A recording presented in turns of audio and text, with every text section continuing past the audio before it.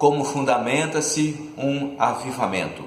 Estamos dando continuidade na nossa aula, na nossa ministração bíblica, quando falávamos a respeito quando começa um avivamento e como ele se fundamenta. Hoje estaremos falando a maneira que este avivamento deve firmar-se, perdurar-se até a vinda do Senhor. Porque durante o tempo bíblico, muitos avivamentos aconteceram, muitos momentos onde Deus veio e manifestou o teu Santo Espírito. Porém, foi só aquele momento, porque as pessoas que foram avivadas, elas não deram continuidade. Falávamos de Neemias. Neemias, ele recebeu uma notícia ruim e por conta disso ele se pôs a orar, se pôs a confessar os pecados. Foi uma oração diferenciada, nós já falamos isso no vídeo anterior.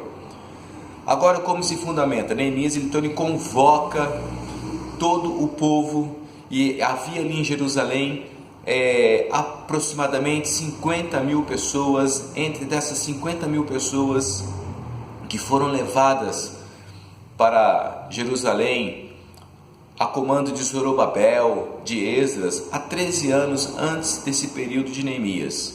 E ali houve um grande avivamento, o templo foi reconstruído, porém os muros não foram levantados, as portas estavam queimadas. E é sobre isso que nós queremos falar nesse vídeo, neste momento.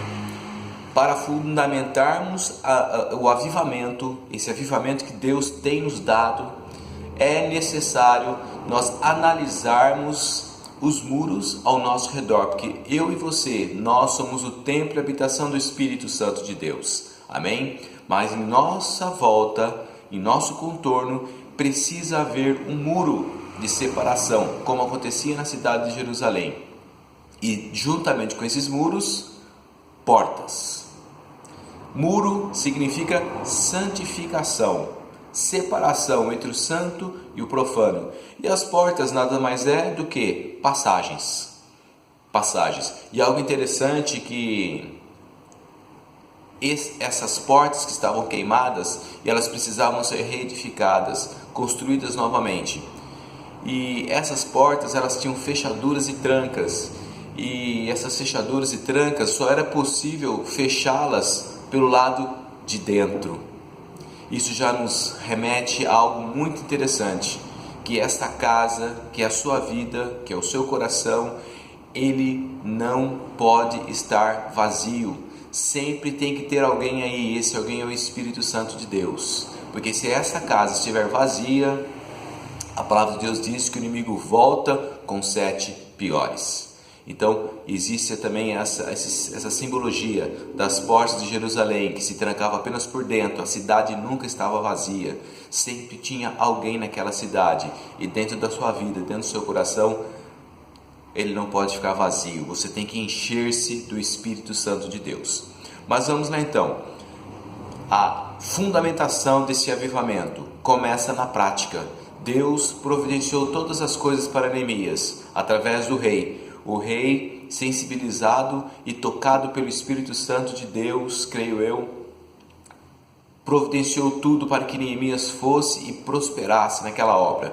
Mas se Neemias não fosse valente, não fosse insistente, não fosse uma pessoa que governasse, que liderasse, porque lá em Jerusalém havia líderes, sacerdotes, já falei isso, 50 mil pessoas já haviam ido, Esdras estava lá, mas aquele avivamento que aconteceu há 13 anos atrás, de repente, parou. Mas vamos lá, no capítulo 3 de Neemias, nós vemos algo muito interessante a começar a acontecer. Portas. Ao todo são 12 portas, eu não vou falar de todas elas, mas algumas que eu acho que é muito necessário e importante. Tendo conta que no primeiro vídeo eu falei que avivamento não se tratava de nada novo, é algo que já está aí dentro de você e que precisa ser o quê? Avivado. Então ele começa, porta do gado, porta das ovelhas. Essa porta estava destruída, estava queimada. E essa porta, ela tem uma simbologia importantíssima sobre a minha vida, sobre a tua vida. E se ela não estiver reedificada, construída, essa porta, ela não estando, construída, você vai ser uma pessoa ingrata, você vai ser uma pessoa que não se motiva por nada, porque essa porta das ovelhas, essa porta do gado, era uma porta onde todo o ano, no momento da Páscoa, passava ali as ovelhas que seriam sacrificadas, que seriam levadas até o templo. E por essa porta, Jesus ele também passou várias vezes. Próximo ali tinha um tanque de Betesda. Mas essa porta, que significava ali as ovelhas que eram levadas para sacrifício, simboliza que Jesus, Ele é o nosso Cordeiro Pascual. Nós precisamos reconhecer Cristo como o nosso Deus e o nosso Senhor. Entregue o teu caminho ao Senhor, confia nele e Ele tudo fará. É uma porta que ela precisa ser avivada na tua vida e na minha vida, irmão. Porque nós temos um bom tempo de caminhada de cristãos, mas nós nos esquecemos disso e queremos caminhar na nossa força. Nós precisamos caminhar na força do Senhor. A palavra de Deus em João 10 diz que eu sou a porta. Aquele que entrar por mim vai se salvar, vai entrar, vai achar pastagens. E continua, eu sou o bom pastor e dou a minha vida às ovelhas. Não se esqueça disso. Deus quer avivar isso na tua vida, já está aí. Esse conhecimento está aí, mas Deus quer avivar. A próxima porta que nós vemos é a porta do peixe. E aqui é onde os mercadores, os pescadores, eles se reuniam após o seu momento de pesca. Para quê? Para comercializar aquilo. Então essa porta fala muito de trabalho, de empenho. O próprio Jesus, os seus discípulos, a maioria deles eram o quê? Pescadores, homens que estavam no trabalho. É a porta do trabalho, a porta do evangelismo, a porta de anunciar as boas novas. Como está essa porta na tua vida? O que Jesus falou para os discípulos quando se aproximou deles, os primeiros que estavam pescando? Jesus disse o que? Olha, venham comigo, deixe tudo isso, porque eu vou fazer de vocês pescadores de homens, de almas. Deus quer te usar, meu irmão. Essa porta tem que estar bem edificada. Porta velha, a terceira porta que Neemias começa então a reedificar. E essa porta velha não é porque era obsoleta, não tinha nenhuma finalidade, nenhum uso. Muito pelo contrário, essa porta é uma porta importantíssima. Nós temos que o nosso olhar para tudo aquilo que está na palavra de Deus. Toda novidade, porque quando se fala de avivamento, como eu já disse no outro vídeo, as pessoas querem algo novo, e não tem nada novo, é algo que já está, que você já tem recebido de Deus. E essa porta velha, eu quero fazer 2 olhares para ela, um do lado interno, por dentro das portas, e outro do lado fora. O lado interno, o que é? É o novo de Deus, que é o antigo, olhar para o que Deus já ensinou, não deixarmos os ensinos bíblicos para nos envolvermos em coisas, em filosofias vãs, pensando, não, isso aqui já é do passado. Não, a palavra de Deus diz, olha só que interessante, 1 João capítulo 2, 24, portanto que desde o princípio ouvistes em vós, se em vós permanecer o que desde o princípio ouvistes, também permanecereis no Filho. Então desde o princípio, quando falo desde o princípio, desde lá de trás, parece coisa velha, parece coisa antiga, mas é isso que nós temos que valorizarmos, os ensinamentos que nós recebemos. Jeremias, um profeta levantado por Deus para falar, para que as pessoas viessem se converter dos seus caminhos, falar de arrependimento. Olha o que ele diz, Jeremias 6,16. Assim diz o Senhor, ponde-vos nos caminhos e vede e perguntai pelas veredas antigas, qual é o bom caminho, e andai por ele, e achareis descanso para as vossas almas. Em Hebreus 13:7, lembrai-vos dos vossos pastores, que vos falaram da palavra de Deus, a fé dos quais imitai, atentando para a sua maneira de viver. Jesus Cristo é o mesmo ontem, hoje, será eternamente. Ou seja, o mesmo Jesus que operou no passado é o mesmo do presente, é o mesmo que vai operar no futuro. Não tem nada de novo. Você tomando esse Deus na sua vida, Deus fará coisas novas, mas Deus é o mesmo, Ele não mudou. Tudo que é novo, atente-se a isso, tudo que é novo que falarem para você que está fora da palavra de Deus, isso não é novidade. Se chegarem para você com algo, olha que coisa, olha que revelação, já está tudo revelado na palavra. Tudo está revelado na palavra. Se está na palavra, é o novo de Deus, é as veredas antigas. Essa você tem que valorizar. Esse é o lar interno. Eu quero também falar fazendo uma leitura do lado externo, o lado de fora. Nos ensina o velho homem, o pecador, aquele que ainda não tinha Cristo, que vivia no pecado. Este velho homem, ele tem que ser totalmente extirpado da tua vida, meu irmão. É este velho homem. Efésios 4:22 diz que quanto ao trato passado, vos despojeis do velho homem, que se corrompe pelas concupiscências do engano. Então, esse velho homem que pecava, que errava, esse precisa ser extirpado. As portas velhas remete a esses dois olhares, veredas antigas que precisam ser valorizado. O que é antigo, o que é velho, o que é bíblico, o que é do Senhor, que foi nos dado por ensino, ele precisa ser valorizado na tua vida. Se te apresentarem algo novo que não está na palavra, não aceite. E o que tem que ser extirpado, a porta que tem que ser construída, o lado de fora, para não entrar para o lado de dentro, é o velho homem. Amém? Tem outras portas. O verso em Neemias 3:13 fala da porta do vale. Depois você medita, provações, aflições, porta do monturo, a porta do lixo. Tudo que é lixo na tua vida tem que ser extirpado. Olha a porta velha do lado externo, né? Sujeira fica para fora, não entra dentro da tua vida.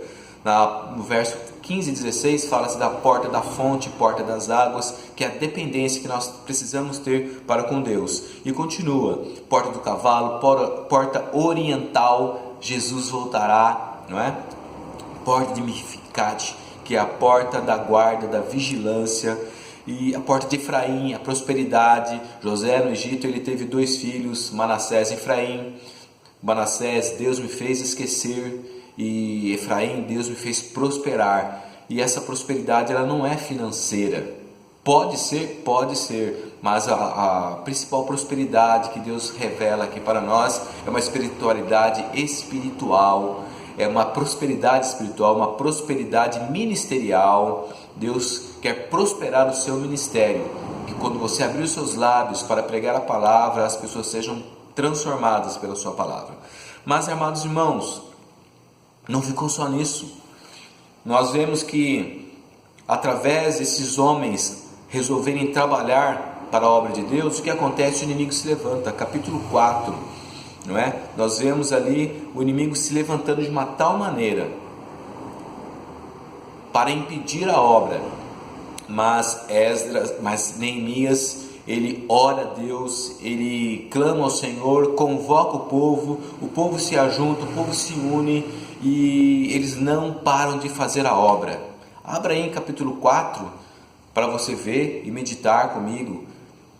O inimigo se levanta de maneira furiosa, quer impedir a obra, mas Neemias ora a Deus e Deus anima o povo e o povo continua fazendo a obra. No capítulo 6, nós já vemos essa obra toda restaurada, não havia mais brechas nos muros. Porém, o que acontece? O inimigo não satisfeito, puxa vida, eles conseguiram concluir, eles repararam todas as brechas, todas as roturas. Como é que eu faço agora? Sabe o que o inimigo quis? Ele quis morar com eles, ele quis entrar. Eu quero congregar com vocês, vamos congregar junto, vamos estar juntos. Ele não conseguiu impedir, então ele quis entrar.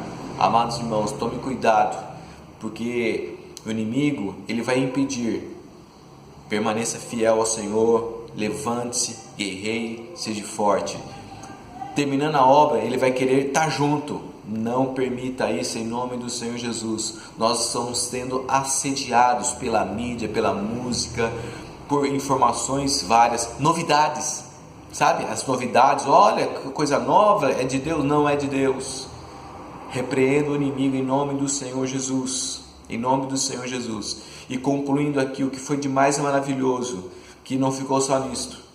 Depois de todo reconstruído, de repreender o inimigo, vem no capítulo 8, abra aí na palavra de Deus, acompanha comigo, capítulo 8 de Neemias, do verso 1 até o verso 10.